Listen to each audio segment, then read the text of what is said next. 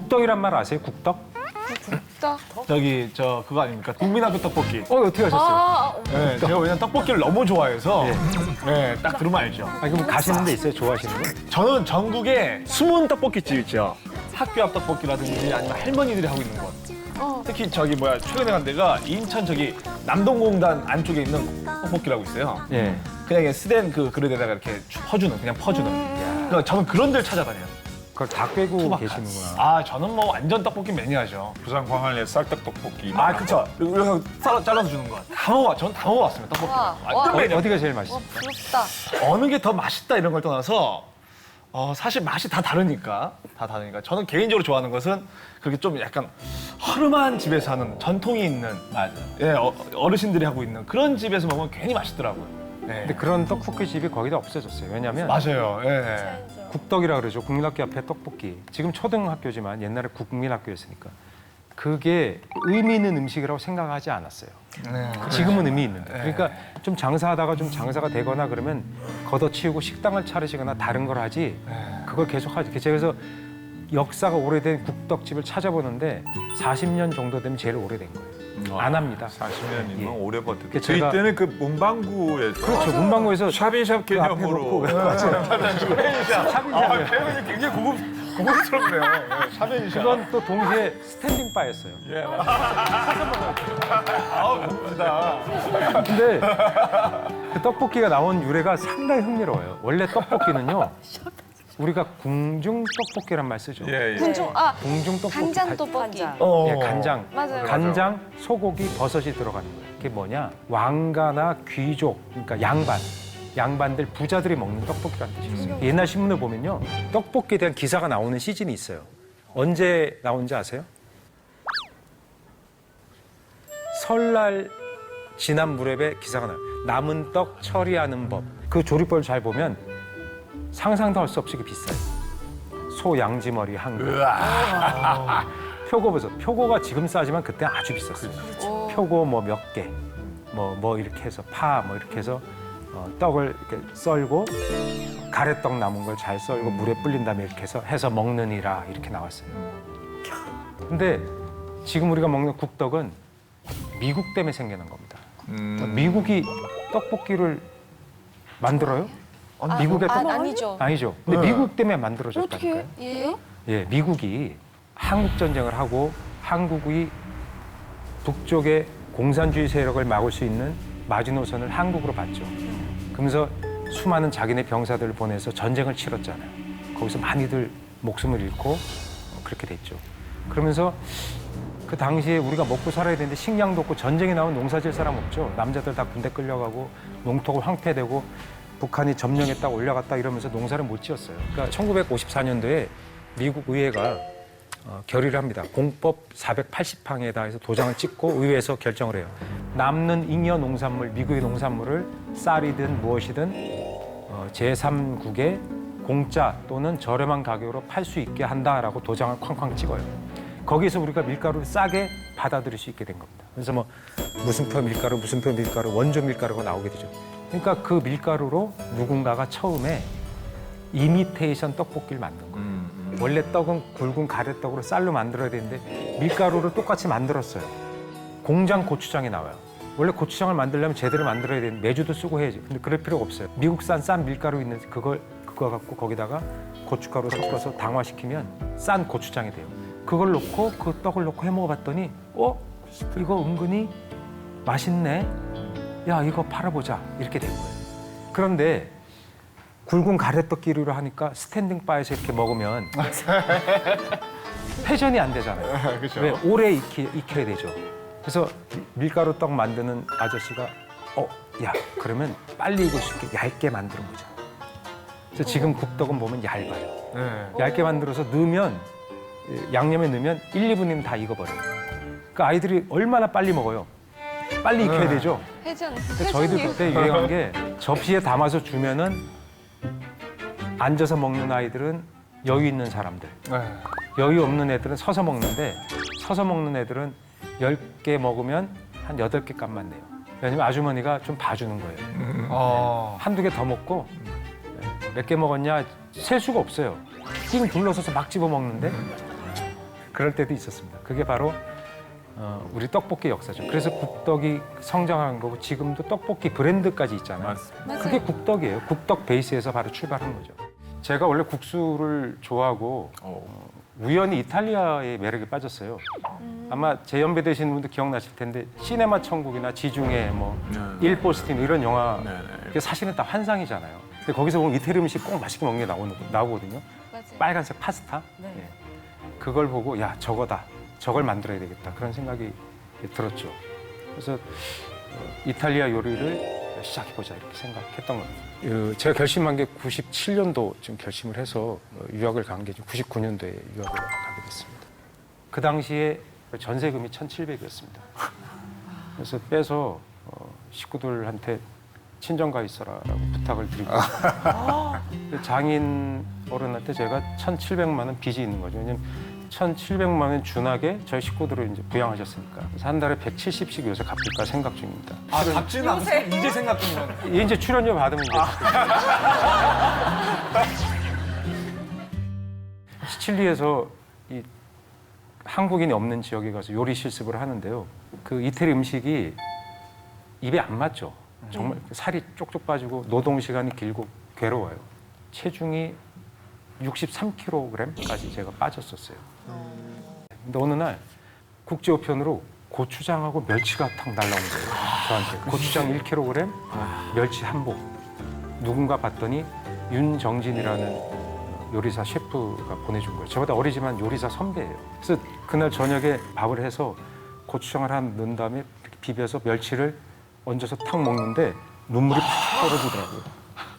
그러니까 고통스럽고 괴로운 환경에 먹었던 음식이 자신의 그 환경을 다시 불러내서 감정이 입되고 또 그 음식을 이인 씨 정말 글썽거릴 정도로 그 기억을 되살림. 저도 그런 게 있습니다. 그래서 그 친구를 잊을 수가 없었죠.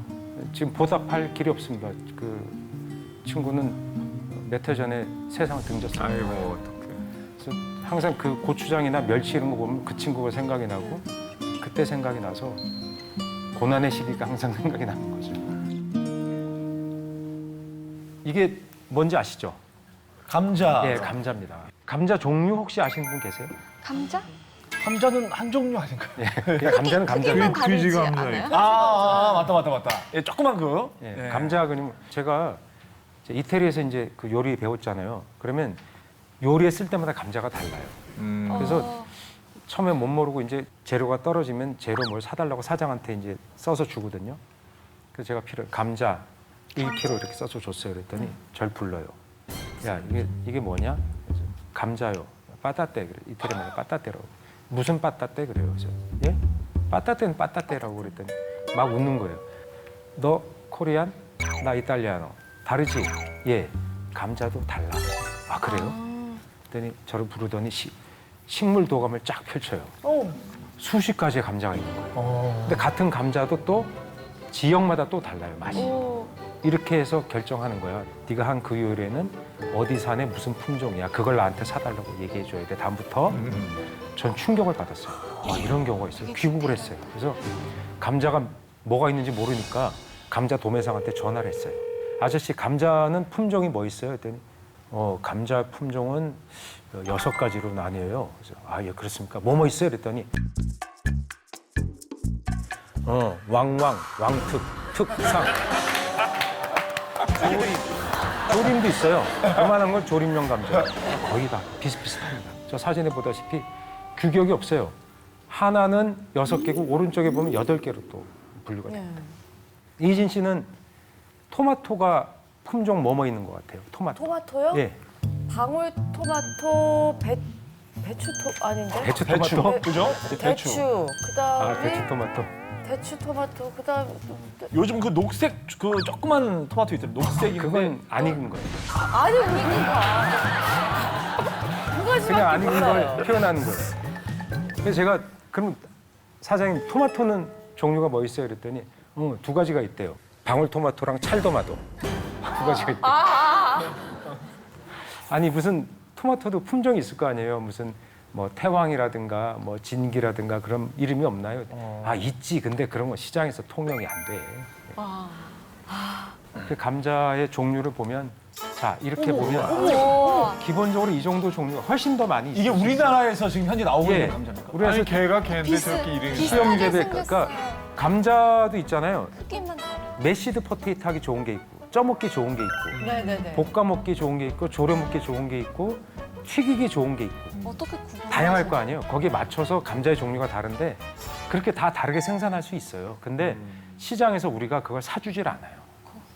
그러니까 우리가 감자의 종류가 있는지도 몰라요. 감자는 그냥 감자지 이렇게 되는 거예요. 그러니까 세상이 다 똑같은 사람만 있으면 얼마나 재미없겠어요. 그죠? 예. 다양하게 존재함으로 해서 세상은 흥미롭고 더 발전하는 것이거든요. 이것 때문에 정말 식당 정말 업자들이 너무하네. 굉장히 불만이 많습니다. 곱창이 구하기가 어려워졌어요. 예, 맞습니다. 요즘. 요즘 추가 못해요. 추가 못 추가가 해요. 안 돼요? 네, 추가가 이름만 안 된. 주고? 그 모듬 시키면 무조건 나오는데요. 근데 따로 곱창 시키면 안 준대요. 곱창 너무 품절이라서. 곱창 생산자 연합에서 이렇게 뭐 상패라도 저분한테 드려야 되니까. 그래야 될 네, 것 같아요. 감사하다고. 곱창 예, 대사. 아 그랬대요? 네, 곱창. 이게 굉장히 방송 나간 이후로 예. 배로 증가가 되면서 예. 쌈 갑자기 받았어요. 이게 예, 너무 이렇게 되다 보니까 옛날에 곱창은 고맙다고. 정말 싼 음식이었잖아요. 내장은. 네. 지금은 안 상당히 먹으니까. 비싼 음식이죠. 근데 심지어 곱창이 저는 그 강원도 춘천에서 제가 유년을 보냈는데 저희 집이 그 식육점을 했었어요. 예, 예. 그러니까 춘천 중앙시장 한가운데가 좌판들이 쫙 깔려 있는데 그 중에서 순대 만들어서 파는 곱창하고 할머니들이 계셨거든요. 그럼 저희 집에서 이제 소를 도축해서 돼지나 이렇게 도축해서 저희 가게 가져오면 할머니들께는 사실은 뭐 대창이나 이런 거 그냥 드렸어요. 네. 맞아요. 그러면 서비스로. 그거를 갖다가 그 수도꼭지를 꽂아가지고 안에 이물질들을 제거하고 거기다가 피하고 예. 그다음에 야채 이런 걸 직접 갖다 만드시는 먹으라고. 예, 예. 제가 그거 도와드리고 얻어먹고 그랬었거든요. 순대. 아 순대 예. 하니까 생각나는 게 있습니다. 순대. 제 친구가 가출을 했는데 중학교 때 배가 너무 고파서 이렇게 순대집 앞을 지나 참을 수가 없더래요. 이렇게 탈에 지어서 쌓여서 네, 네. 김 하나로 들고 뛴 거예요. 아이고. 혹시 뛰어가지고 근데 걔가 그 순대를 들고 울고 있더래요. 그래서 야 너 왜 울어? 너 그동안 정말 굶었구나. 안 된 녀석 그랬더니 아니야 뜨거워서 화상 입었어. 그래서 운 거예요. 버릴 수도 없고 그 순대를 들고 울고 있더래요. 그 얘기를 제가 어렸을 때 들은 적이 있습니다. 순대가 없었으면 아마 우리가 간식거리가 없었을 거예요. 진짜. 정말 맛있어요. 싸고 맞아요. 제 옛날 어릴 음식이에요. 때입니다. 당면 제조 공장에 부스러기 많이 나오거든요. 그거를 받아다가 순대를 만들면서 값이 싸진 거예요. 돼지핀. 그런 게 우리가 순대를 싸게 먹을 수 있었던 우리 음식 문화의 어떤 변화를 알 수 있는 저런 보상물. 와, 돼지 부속고기. 예, 순대 이렇게 하면 같이 막 썰어주잖아요.